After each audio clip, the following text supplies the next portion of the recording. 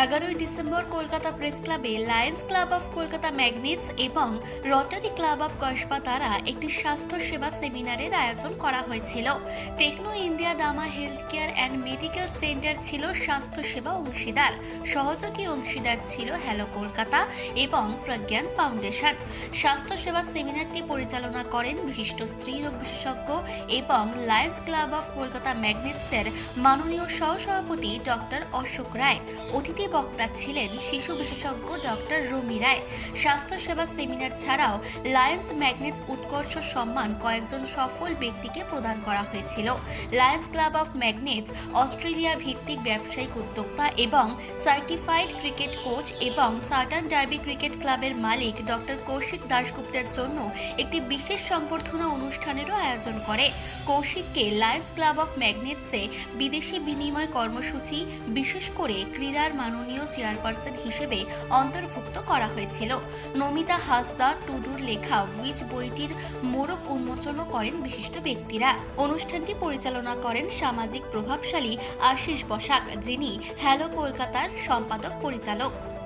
Influenza vaccine নিয়ে এত চিন্তা করছি, তার একটাই কারণ হলো কোভিড ভ্যাকসিন বাচ্চাদের জন্য ছিল না, পাওয়ার কোনোভাবেই সেটা হয়নি। 12 বছরের নিচে কাউকে কোভিড ভ্যাকসিন দেওয়া যায়নি।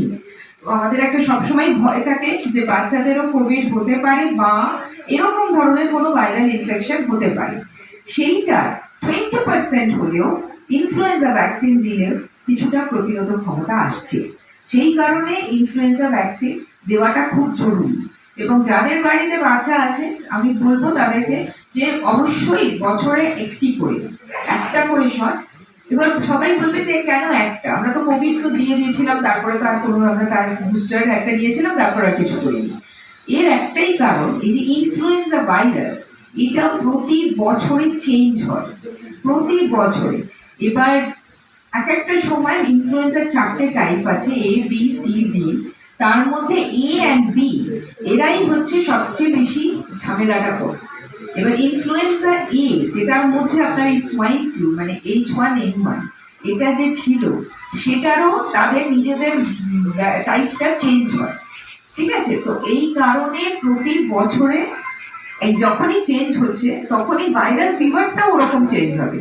কোনো বছরে দেখা যাবে যে সর্দি কাশিটা বেশি হচ্ছে, কোনো বছরে দেখা যাবে সর্দি কাশির সাথে বমি বেশি হচ্ছে, ঠিক আছে? তো এইরকম যে চেঞ্জেস গুলো হয় সেগুলোকে প্রতিরোধ করতে প্রতি বছর ইনফ্লুয়েঞ্জা ভ্যাকসিনে দিতে হবে।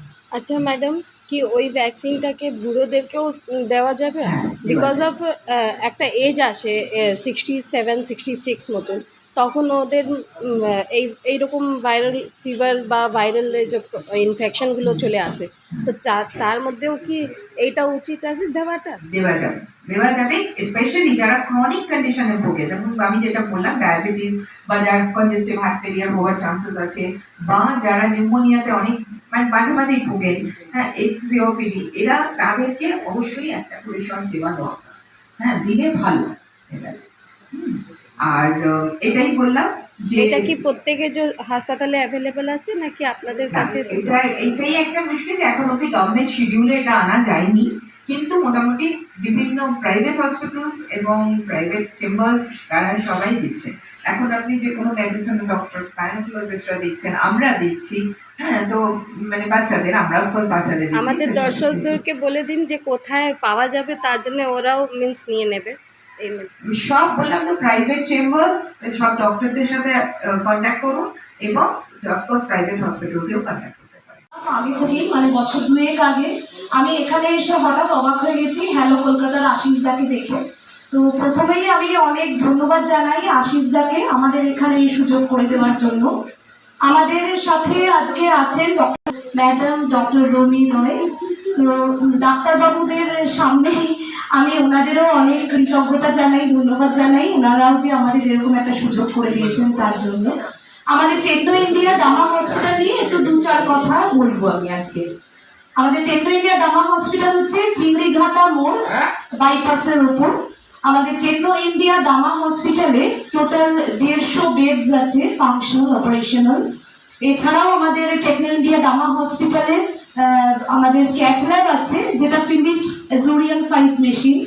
এছাড়া আমাদের রোবোটিক নি রিপ্লেসমেন্ট সার্জারি হয়, আমাদের জনসন অ্যান্ড জনসনের বেলিজ কোম্পানির রোবট আছে, আর এছাড়াও আমাদের নিউরো মাইক্রোস্কোপ আছে যেটাতে ব্রেন অ্যান্ড স্পাইন সার্জারি হয়।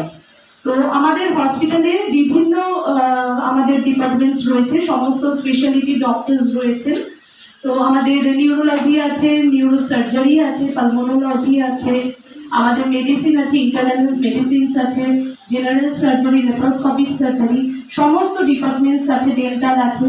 তো সেই জন্য আমাদের কোনো রকম অসুবিধা হবে না আপনাদের যদি কখনো প্রয়োজন মনে হয়।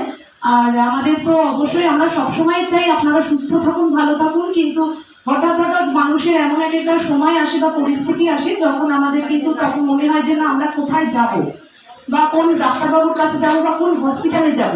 তো সে সমস্ত ক্ষেত্রে আমরা এই জন্যই আপনাদের একটু জানিয়ে রাখি, আমাদের টেকনো ইন্ডিয়া ডামা হসপিটালে কিন্তু স্বাস্থ্যসাথী কার্ডের ট্রিটমেন্ট হয়। এছাড়াও আমাদের মেডিক্লেম ইন্স্যুরেন্স আছে, এছাড়াও সিজিএইচএস ডব্লিউবিএইচএস কার্ডের ফেসিলিটিসও অ্যাভেলেবল আছে। তো ক্যাশ তো অবশ্যই আছে, ক্যাশও যাদের দরকার মনে হয় প্রয়োজন হয় তারা অবশ্যই আসতে পারেন। এবং আমাদের হসপিটালের ট্রিটমেন্টও খুব ভালো হয়, আমাদের আইসিইউ আছে, এনআইসিইউ আছে, এভরিথিং ফেসিলিটিস অ্যাভেলেবল আমাদের। তো গাইনি ট্রিটমেন্টও আমাদের কিন্তু খুব ভালো হয়। তো আমি অঙ্কুরকে আমি একটু বলবো আসার জন্য। হ্যাঁ, ডক্টর অশোক রয় স্যার এবং ম্যাডাম রুমি রয়, ডক্টর রুমি রয় ম্যাডাম, ওনারা তো আমাদের হসপিটালে অ্যাটাচড আছেনই, ওনারা সবসময় আমাদের পাশে আছেন, সাথে আছেন, যার জন্য আমরা এগোতে পারছি। তো এইটুকুই বলার আমার। মিস্টার আশিস বসাকের দ্বারা আয়োজিত হ্যালো কলকাতা এবং লায়ন্স ম্যাগনেটের এই যে উদ্যোগ, তার সঙ্গে আজকে আমি এর সঙ্গে অ্যাটাচড হতে পেরে নিজেকে অত্যন্ত কৃতজ্ঞ মনে করছি। And I am actually overwhelm to come here. Patient safety নিয়ে এই কদিন ধরেই খুব কথাবার্তা চলছে, because this is the patient safety week. কিন্তু সত্যি কথাই বলতে গেলে আজকে আমরা পেশেন্ট সেফটি বলতে যেটা বোঝাচ্ছি সেটা কিন্তু হসপিটালেও, যেখানে সব কিছু ওষুধের মাধ্যমে হয়, সেখানেও কিন্তু আলটিমেটলি লাইফস্টাইলটাই এখন মেন হয়ে দাঁড়িয়েছে। আমি নিজেও একজন lifestyle expert, lifestyle consultant. And যেরমভাবে আমরা এক্ষুনি শুনলাম যে as like meditation, diet, nutrition, breathing exercises, এগুলোই কিন্তু আজকে আমাদের ইনফ্যাক্ট পিওর মেডিকেল জায়গাতেও কিন্তু পেশেন্ট সেফটির মূল জায়গা হয়ে দাঁড়িয়েছে। ইভেন ইন আ ওটি it is basically the lifestyle skills of the surgeon, যেটা কিন্তু একটা সার্জারিকে সাকসেসফুল বা আনসাকসেসফুল করতে পারে। এবং পেশেন্টের আউটকাম কতটা ভালো হবে সেটা কিন্তু ডিপেন্ড করছে পেশেন্টের তার আগে এবং ওটির পরে পেশেন্টের লাইফস্টাইল মডিফিকেশনটা কীভাবে হবে। ওটা কিন্তু এখন are not dependent on the medicine alone. In fact আগের থেকে যে আমাদের মোর্টালিটি রেটস অনেক কমে গেছে, সেটা কিন্তু বিকজ লাইফস্টাইল অ্যাওয়ারনেস এসেছে। আর সব থেকে অদ্ভুত কথা হচ্ছে এই লাইফস্টাইল অ্যাওয়ারনেসটা কিন্তু আমাদের কাছে কিছু নতুন জিনিস নয়, it's just like old wine in a new bottle.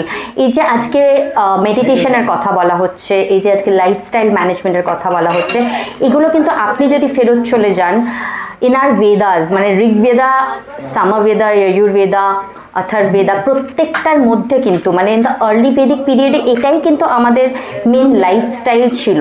এটা কিন্তু পরে না মানে বেনো জল, যেটা বাংলায় আমরা চলতি ভাষায় বলে থাকি, তাতে মিশতে মিশতে মিশতে মিশতে আমরা বোধহয় বড্ড বেশি পাশ্চাত্যকে অনুকরণ করতে গিয়ে নিজেদের সংস্কৃতিটাকে ভুলে গেছিলাম। আজকে আমরা আবার যে সেই সংস্কৃতি, সেই রুটসের সঙ্গে জুড়ছি, তাতেই কিন্তু আমরা আবার নিজের সেই হেলথটাকে ফেরত পাচ্ছি। জেনজি যেটাকে নিজেদের ওই ওয়েলনেস জোন বলছে, সেটা কিন্তু বহু বহু বহু বহু বহু যুগ আগেই আমাদের মধ্যে ছিল, আমরা ভুলে গেছিলাম। মানে আমরা আবার নতুন করে সকালবেলা উঠে মুড়ি খাওয়ার কথা ভাবছি, সেটা একটুখানি নামটা পাল্টে তার নাম বলছি আমরা রাইস ক্র্যাকলস, এইটুকুই। কিন্তু মুড়ি কিন্তু বাঙালি জলমুড়ি চিরকালই খেত, বা আমাদের ভারতবর্ষের ভেজিটেরিয়ানিজম কিন্তু আবার ফিরে আসছে। এখন সেটা পিপল আর ভেগান, সেটা নিয়ে লোকে নিজেকে একটা বিশাল মহৎ মনে করছে, বাট আমাদের সনাতন দিনের কথা ভাবুন, তাই কিন্তু ছিলাম আমরা ভারতবর্ষে। কলকাতা প্রেস ক্লাবে Lions Club of Kolkata Magnets, Procan Foundation, আমাদের হ্যালো কলকাতা এবং রোটারি ক্লাব অফ কসবা যৌথ উদ্যোগে supported by Techno India Dama একটি হেলথ কেয়ার অ্যাওয়ারনেস সেমিনার হয়। Doctor Ashok Ray, eminent gynaecologist, He was the principal speaker and moderator of this healthcare awareness seminar.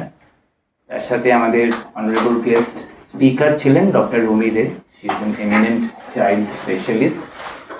আর বিশেষ অবজারভেশনসের জন্য আমরা রিকোয়েস্ট করেছিলাম professor doctor Ranjini Datta, she is HOD of APC medical college. আর alternative healing and lifestyle medication expert doctor Suresh Agarwal sir সবসময় থাকেন আমাদের সাথে। আজকে রানু রয়, যিনি ইন্টারন্যাশনালি অ্যাক্লেমড ফিল্ম মেকার, তাকে আমরা সম্মানিত করলাম। আমাদের সাথে তিমির বরণ স্যার আছেন, ভেটারান হিউম্যান রাইটস অ্যাক্টিভিস্ট আর খুব ভালো মনের মানুষ।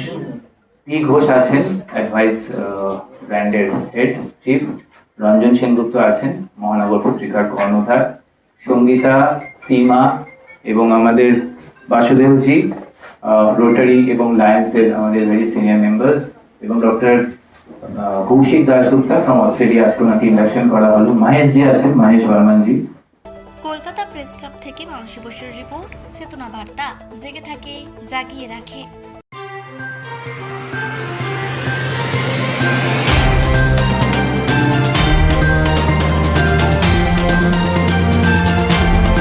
চেতনা বার্তা, জেগে থাকে, জাগিয়ে রাখে।